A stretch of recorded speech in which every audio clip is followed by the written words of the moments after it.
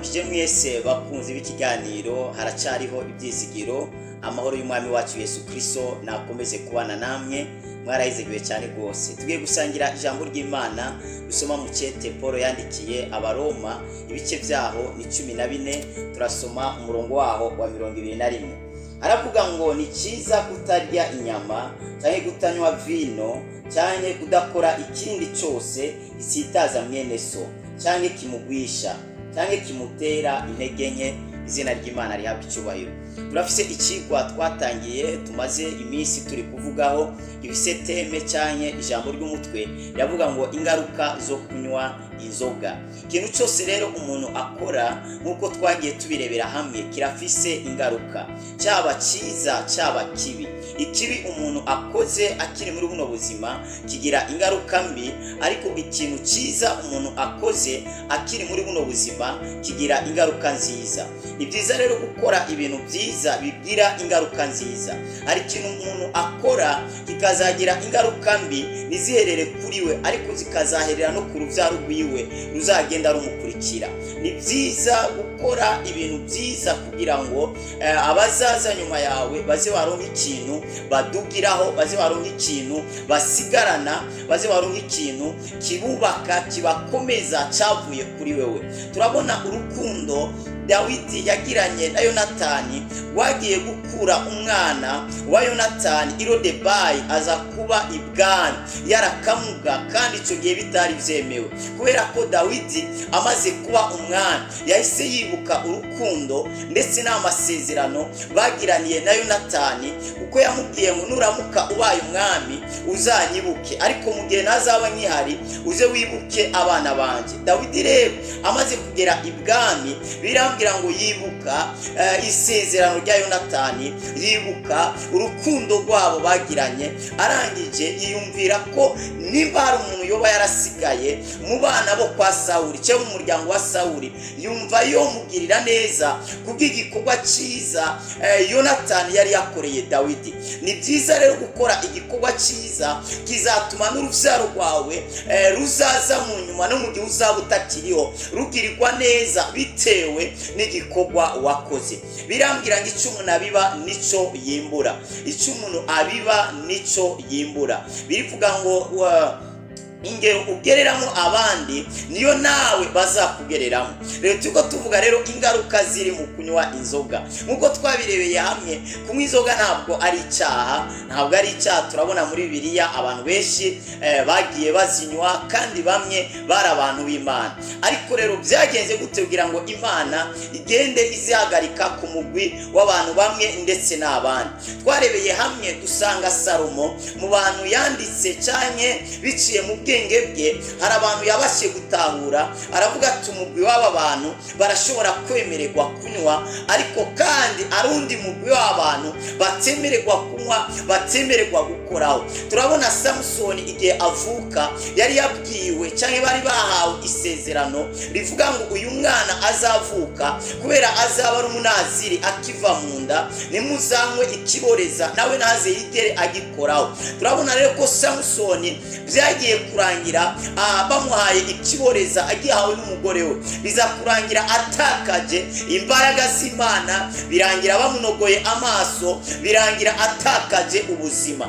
Rero inzoga ntabwo ari icyaha kuyinywa, ariko sero nuko umuntu abandanya ayinywa irashobora kumuzanira ingaruka zitari nziza, uko twagiye tubirebera hamwe. Narababwiye inaye yanjye je ubwanje narayinyoye, kandi yagingeza ahantu hatandukanye, yagimoresha ibintu bitandukanye kandi bitari byiza. Nibuka ko nigeze kubabwira ko nigeze gutaha kuri Tanganyika, kandi nariko ndataha mu bwiza. Ibaze gutaha kuri Tanganyika muri rake, uzi ngo uri kurataha muhira, amazi aza kungera ku mutima, ndavuga ati se ahantu niko ndajaniye n'ikiziba ndikonyoramo, ariko nyuma yaho uza kubona kundi muri rake. Kubera iki? Kubera inzoga. Hari abantu benshi rero baraye mu mabarabara, abandi bakarara mu makanevu, hari abandi zataye mu mamodoka, hari abandi zataye mu mifurege, hari abandi basenyuye ingo zabo kubera inzoga, hari abandi bisanze bakoze ibintu biteye isoni kubera inzoga. Rero biravuze ngo ni byiza kutarya ikintu cyangwa kutanywa ikintu kintu gishobora kuzanira mwene so intege nke cyangwa gishobora gusubiza hasi mwene so. Nubwo icyo kintu coba atari kibi, ariko mu gihe hariho mwene so kibangamira, ni byiza kutagikora. Haleluya. Nawe agiye kwambara ntabwo ari icyaha. Ubundi nta mwambaro n'umwe umuntu yo kwambara yovuga ngo yambaye neza arashimishije Imana, kubera Imana ntabwo yita ku bintu by'inyuma. Imana ntabwo ireba ingene umuntu yambaye, oya. Ariko iyo wambaye impuzu uba wambariye abantu, n'uba wambariye Imana. Uba wambariye iki? Uba wambariye abantu. Rero washobora kwambara impuzu mugabo ugasanga hariho mwene so iriko irasubiza hasi, ariko arakoroka bitewe n'umwambaro wo uriko wambara. Birivuga ngo haragowe uwuzana igitsitaza imbere ya mugenzi we, ariko kandi haragowe n'ugisitaraho. Rero tuko tuvuga rero ingaruka mbi ziba canke zishikira abantu babaswe canke bamaze kuba abaja b'ikinyobwa cyitwa inzoga. Rero twavuze byinshi bitandukanye mu mavideo yatambutse, nizere ko mwagiye mudukurikirana. Rero singiye gusubira inyuma ngo babwire mereye gucambere, munongere mbabwire naho twari twasozereje, ahubwo nifuza ko twakomeza.